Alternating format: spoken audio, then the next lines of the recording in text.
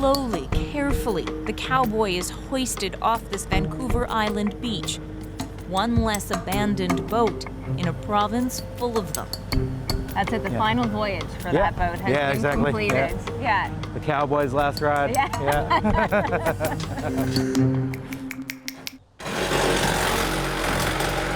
Finding, dismantling, recycling, and disposing of deserted vessels is dangerous technical work.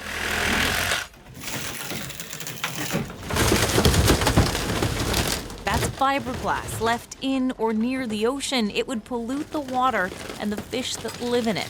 The goal here, recycle anything salvageable, send the rest to the landfill. How big of a problem is this? It's big everywhere. Like we've done surveys around the whole island, and everywhere we went, there was derelict vessels. It's a huge problem. Joshua Charlson is with BC's Coastal Restoration Society. He works with communities and First Nations on Vancouver Island.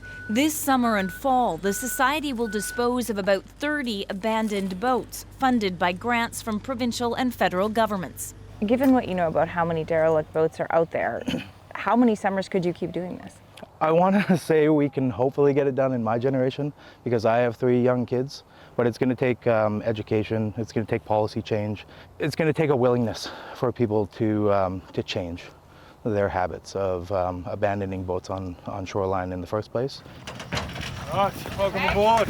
The team looks for boats onshore and underwater. So you see like the nose of the boat? Yeah. So that's like Sonar helps them detect abandoned boats below the surface. Oh yeah, and you can see it there. What do you think of when you see a boat like that sunk? It's one of those things that it's really sad to see because you know all the leaching that's coming from the fiberglass and the metals and everything like that. One of the big problems with abandoned boats is simply figuring out who owns them. You know, they might have a registration number on them, but the system isn't handled the way vehicle registrations are. In fact, the last person to officially own this boat may have sold it decades ago. Whatever a man's aspirations, large or small, sail or power, he can realize his dreams off the coast of British Columbia. The introduction of fiberglass in the 1950s set off a Canadian boating boom. Now those boats are reaching the end of their lives. Maintaining them, expensive. It's easier to ditch them than to fix them. Same goes for commercial boats. When I grew up, it was nothing for me to see like an old commercial fisherman just go put his boat on the beach and then just leave it. Disposing of an abandoned boat is expensive. Some can cost tens of thousands of dollars. Commercial ships cost millions. And no one is really counting all the boats just left behind. The Canadian Coast Guard's inventory lists 1,500 boats across the country.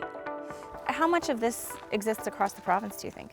But Wesley and John Rowe, the father-son team behind BC's Dead Boats Disposal Society, figure there's far more than that. Thousands more in BC alone. We pulled out about 250 boats in the last 5 years sort of thing, and we'll pull out a bunch more before we're done. Then we have the picture there. Oh, wow, yeah. That's an actual boat. Yep. They use drones and underwater cameras to find them here on the banks of the Alouette River near Vancouver. How many boats would you say is in this area or are in this area that needs to be cleaned up? About 9 to 12. Yeah. It saddens me in a lot of ways because our governments, our communities, we could be doing better and doing something about them. But that's where it gets complicated. When it comes to what happens on water, 3 levels of government are involved. And Rowe says officials have a tendency to pass the buck.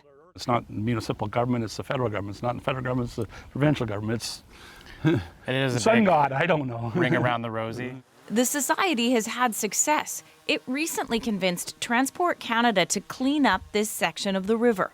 It sounds to me like you're a bit of a thorn in the side of some of these officials, John. A real bad one. Some cleanups are happening. The Coast Guard dismantled and removed this rusty fishing vessel moored on the Fraser River for 6 years. It cost more than $3 million. Canada's Wrecked, Abandoned, or Hazardous Vessels Act is here to help. And the laws have changed. In 2019, the federal government made it illegal to abandon a boat. punishable with fines up to $50,000. Although since the law passed, only one fine has been issued. It's almost unsolvable, the way that we're set up at the moment. And where should we start? Let's start by getting on the boat. Yeah, okay. One hand for the boat at all times, please. Yeah. Okay. Michael Simmons is with the Saanich Inlet Protection Society.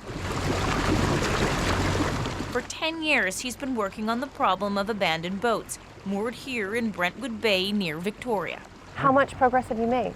We've had one boat removed from here that we under the Wrecked, Abandoned and Hazardous Vessels Act.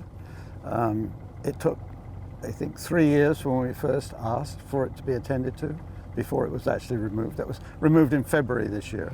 So you have had one boat removed in more than a decade of trying to work with this problem. Is that success? Well, it's better than nothing. What can I say? I shouldn't laugh. I mean, it's serious. It's awful, actually. This is the English Rose, the blue boat here. I think the bloom is off the English Rose. You're right. So what about Piccadilly? Well, it's been here a very long time. It's been in sad shape for a long time, even though it's a really nice boat originally. Boats may look abandoned, but in order to qualify for removal under the law, there has to be proof no one has visited the vessel for 2 years. And how would you know? Like, who's checking? It's impossible to prove. Yeah. It's impossible. So what beach is this? Shell Beach. Shell Beach. Yeah. Makes sense. There's the Staminas Reservation. Yeah. Back near Ladysmith, another beach, another boat. So what do we know about this boat? There'll be leg oil in there for sure. There might be some residual gas. Is that the last one then? These two are out. He says there's enough work to build an entire boat disposal industry. We have so much work ahead of us that it's going to be decades of work just to deal with what we've identified so far. Disposal takes time and effort. It will be tugged to a different location where it will be torn apart and disposed of.